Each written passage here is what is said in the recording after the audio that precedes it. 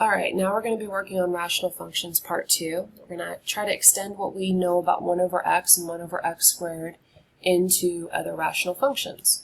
So to do this, we need to know what rational functions are in general. So rational functions in general are in the form p of x over q of x, where p and q are polynomials.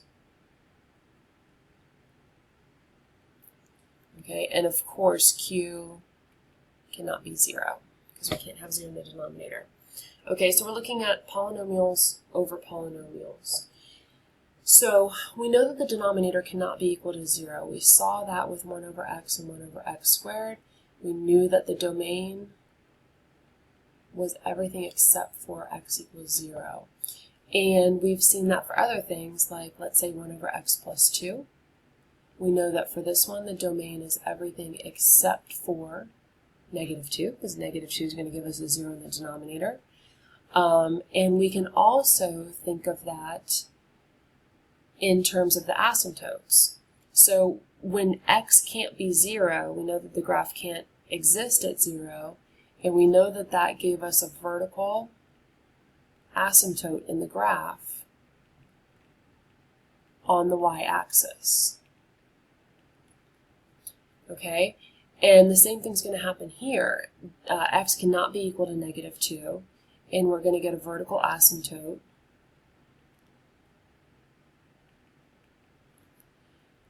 at x equals negative 2.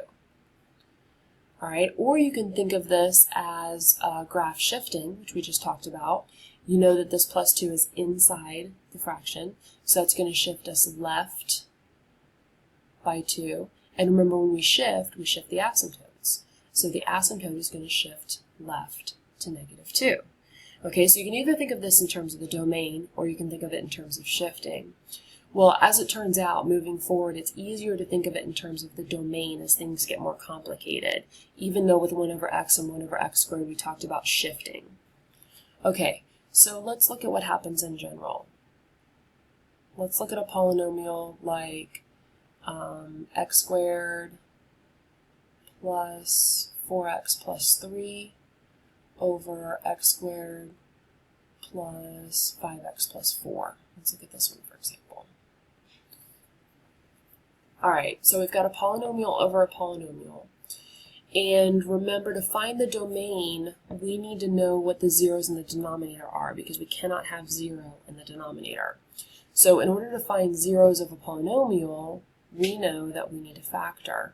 So let's go ahead and factor this. The top is going to factor as x plus 3, x plus 1.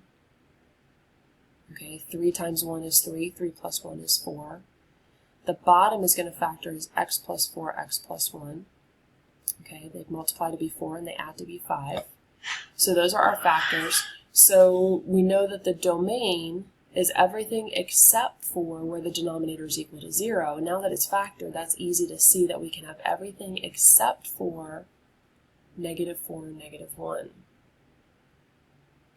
Okay, so what happens at negative 4 and negative 1? We know that the graph doesn't exist. Do we get vertical asymptotes at both, like we saw here on the left?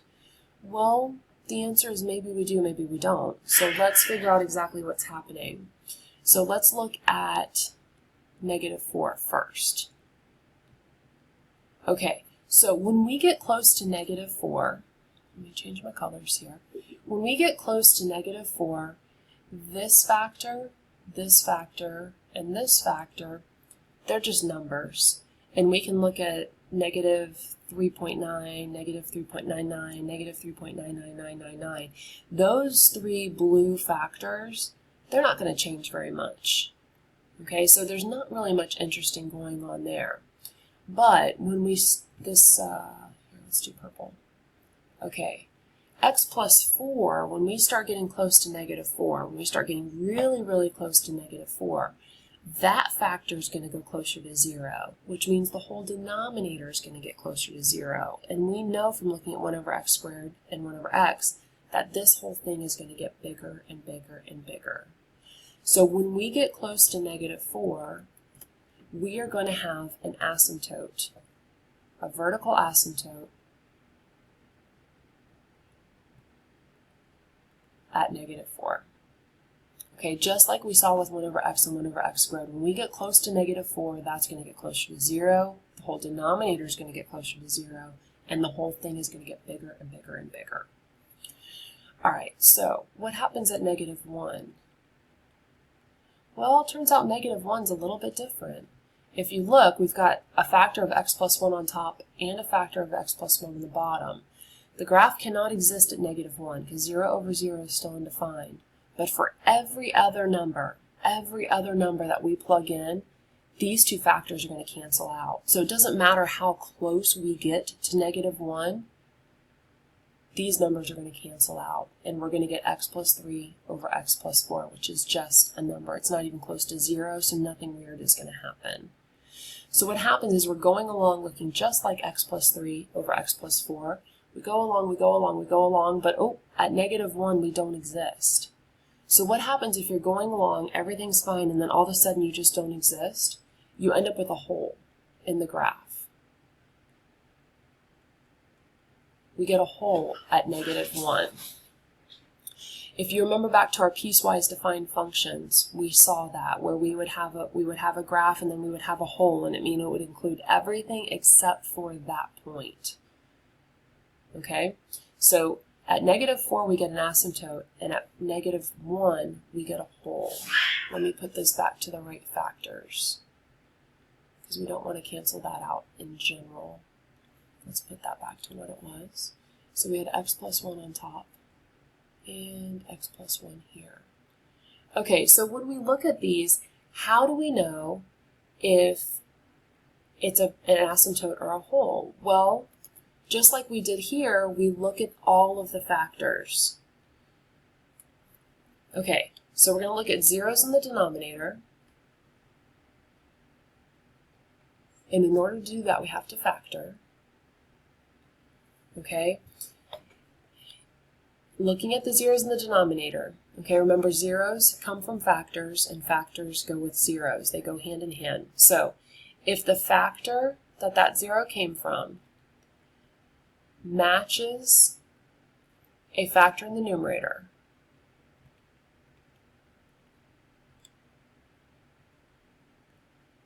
okay, so if that factor matches a factor in the numerator, this is like our x plus 1 example right here. If they match, they're going to cancel out everywhere except for that point, and we end up with a hole.